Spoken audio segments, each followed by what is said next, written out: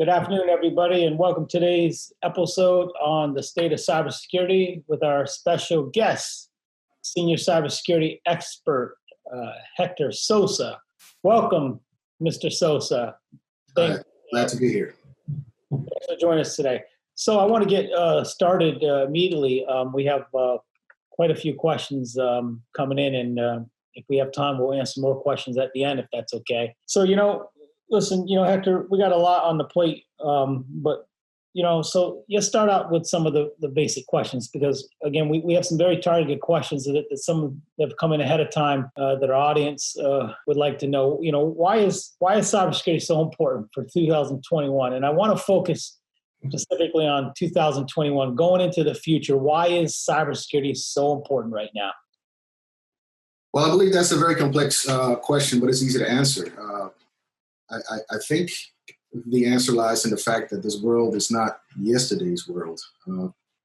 If you think of 30 years ago, before using a computer and cell phones were so mainstream, you wouldn't think 30 years ago that you'd be able to adjust the temperature of your home while you're driving home.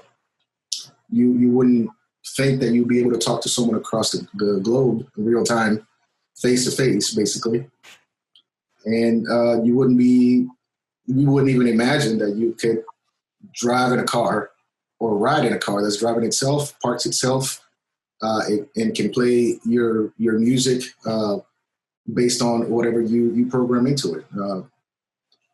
I think the idea of being able to transmit the message, a message from person to person and from office to office it's a thing that is great, but in a way it also exposes us to a lot of different items of security concern. So you brought up a great point. We got some questions and some comments coming in here about specifically some of the comments you made. And so you talked about where we were 30 years ago. Yes. And where we're at today, and that's what's making cybersecurity more important. So what are some of the major changes in technologies that have? And two things. Where were we at 30 years ago? Where are we at today? Right. And where do you think we're going in 2021 that's going to continue to make cybersecurity more important? I mean, I think there's some clear differences. We were at a mainframe, right? And like now people are kind of like walking around with devices in their hands everywhere they go. So what are some of the major changes and what are those challenges that you're talking about? So I can speak for myself. I myself cannot function without my personal devices anymore. I don't know whose phone number. I don't know anybody's phone number but my own. Basically, is what I'm trying to say. So our dependence on these systems is makes it that much more important for them to be secure.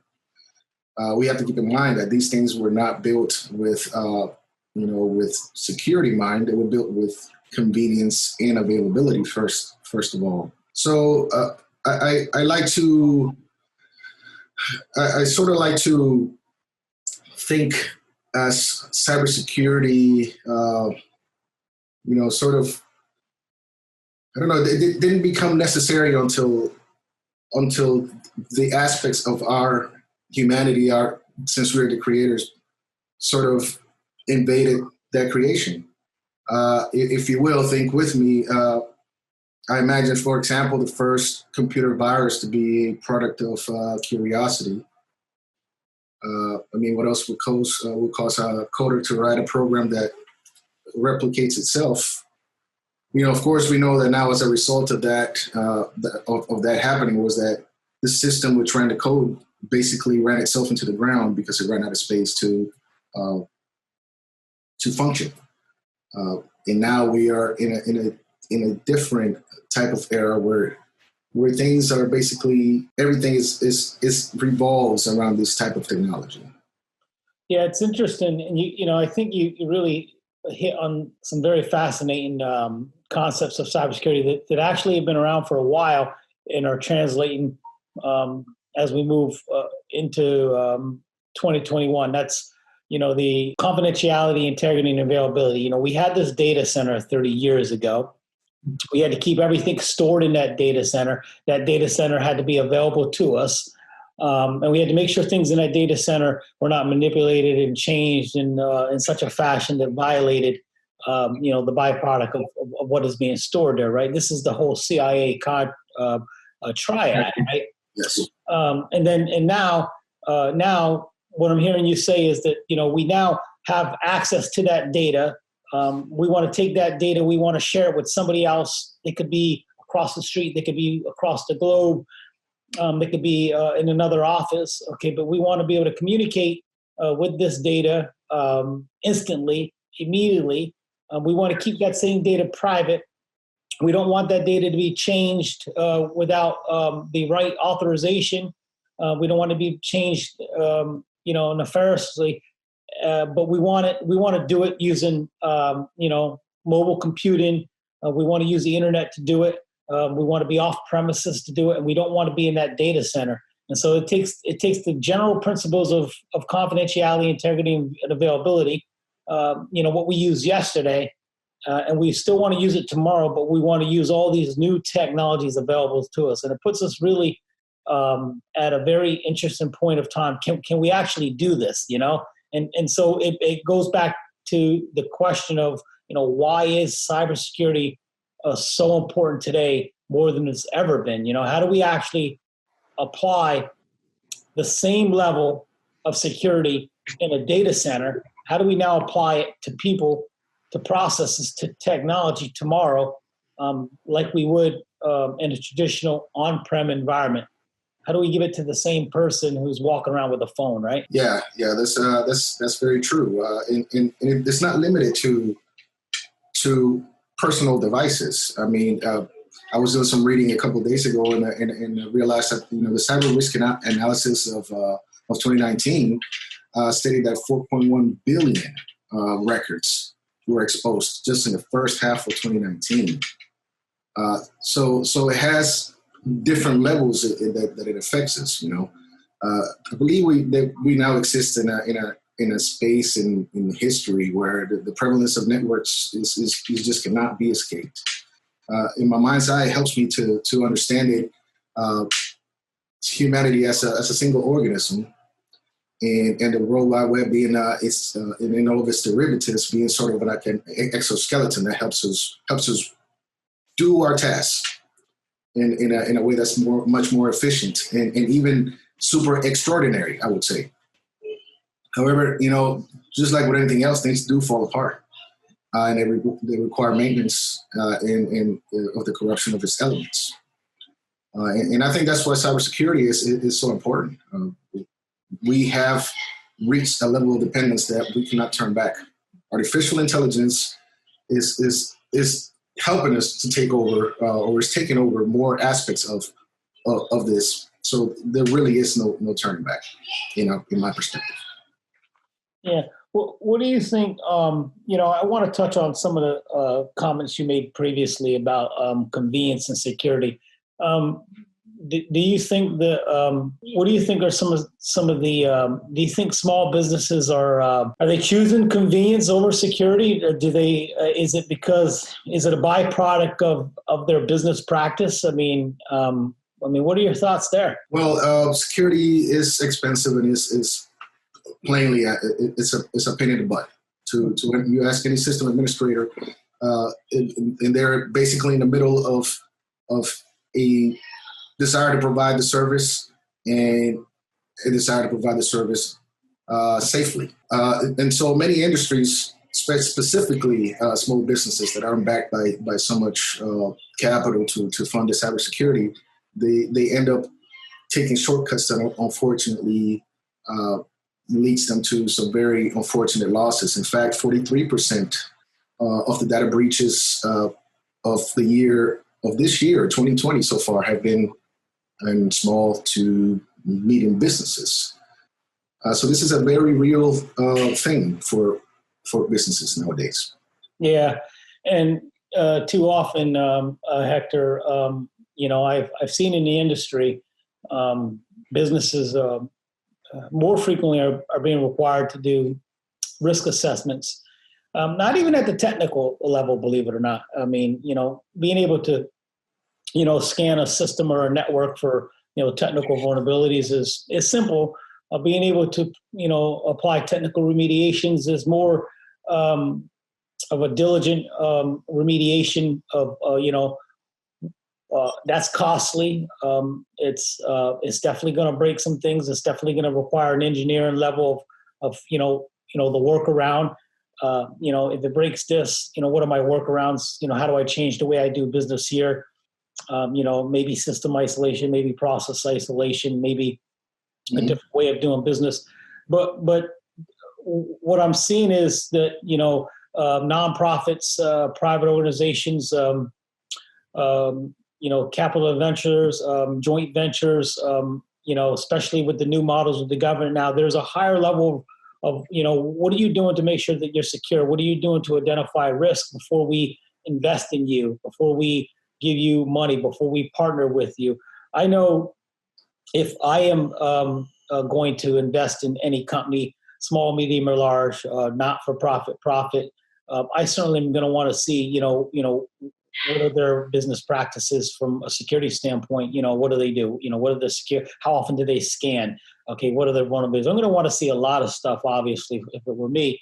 But I'm seeing that companies take that little tiny step forward of getting a risk assessment to see that, hey, we are identifying this, we're identifying that, we're putting policies in place, where we're looking at our threatscape, and then they stop there. They stop there. And that's an important point. Yeah, exactly. They stop there. And I don't think that they quite see that, risk assessment is an ongoing process, right? But risk analysis has a start and stop bit. And, when you bring a consultant in and he tells you, these are the things that I see right now, that's a snapshot in time. Yes. So once you get that 40-hour assessment done, that 30-hour assessment done, it's like a scan report. It's like Nessus, scanning your environment. Okay, I mean it's got to be done weekly. It's got to be ongoing, and so it really does no good to have a snapshot of your environment done once, and then think that 2 months later that you understand your environment. Your environment changes with every update, with a process, with a person, with a technology. And the other big takeaway that is once a major vendor like Microsoft makes a change within their environment, it's a cascading effect. So your environment changes as well. There's a lot of different areas where they can change. If you hire a new person, you don't know their level of training. That could be the person that clicks that link, and it creates a very big vulnerability in your network that will exist until you basically take it out, until you find it and take it out. A lot of people don't realize that networks are a living. They're living. They evolve just like the company evolves. They grow. You add one printer to the network, there's without it being secured, and there's your vulnerability that can be exploited at any time. So we are running short on time, Hector, but we do have someone that is. We will take one more question here. What is your opinion on the impact behind some of these data breaches? With over 4.1 billion records, do you think that there should be some sort of requirement and accountability for cyber protection for some of these organizations? Should they be required to have cybersecurity services and cybersecurity protection when it comes to maintaining cybersecurity on their infrastructure, or should they just be allowed to say, "Hey, it's my infrastructure. I'll do what I want"? Well, it is a question of responsibility. Who is willing to take this responsibility? Because with that, there's also a level of enforcement that needs to be done. ICS systems do a very good job of this. They have they do a lot of inspections. And if you fail in one area, it can be very costly to the business. Now, when it comes to other industries like retail, there isn't such a thing. There are guidelines, but who is going to find out or who is going to be held responsible for holding those companies responsible? You understand what I'm saying?